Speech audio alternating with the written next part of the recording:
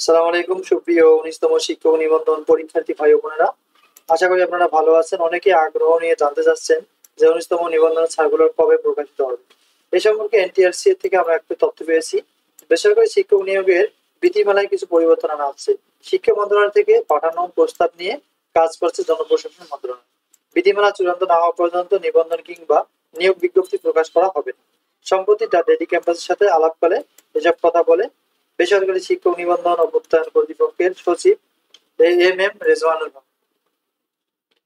জানা গেছে, এতদিন বেসরকারি শিক্ষা প্রতিষ্ঠানে শিক্ষক নিয়োগের যোগ্যতা অর্জন করতে হতো শিক্ষক নিবন্ধন পরীক্ষার মাধ্যমে। তবে সেই পদ্ধতির পরিবর্তন পথে যাচ্ছে অন্তর্বর্তী সরকার।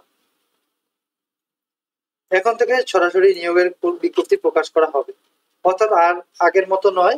এখন মূলত প্রকাশ করা হবে আপনারা কোন পদে কোন সাবজেক্টে কতগুলো শূন্য পদ রয়েছে সেগুলো পাবলিশ করে তারপরে নিয়োগ প্রকাশ করা হবে।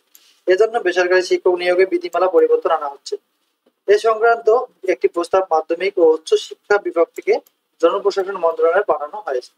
নাম অপ্রকাশিত রাখা সত্ত্বে শিক্ষা মন্ত্রণালয়ের মাধ্যমিক ও উচ্চ শিক্ষা বিভাগের এক কর্মকর্তা দ্য ডেইলি ক্যাম্পাসকে বলেন, শিক্ষক নিয়োগ বিধিমালায় বেশ কিছু পরিবর্তনের সুপারিশ করা হয়েছে।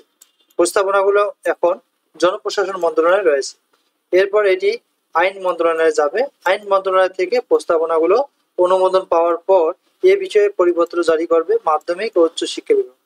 দুই মন্ত্রণালয়ের অনুমোদন পেতে কিছুটা সময় লাগবে।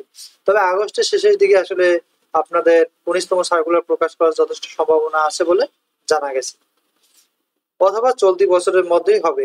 তাই যারা চাচ্ছেন তারা এখন থেকে প্রিপারেশন নিতে পারেন। 19তম নিবন্ধনের আমরা বিভিন্ন সাবজেক্টের সাজেশন তৈরি করেছি।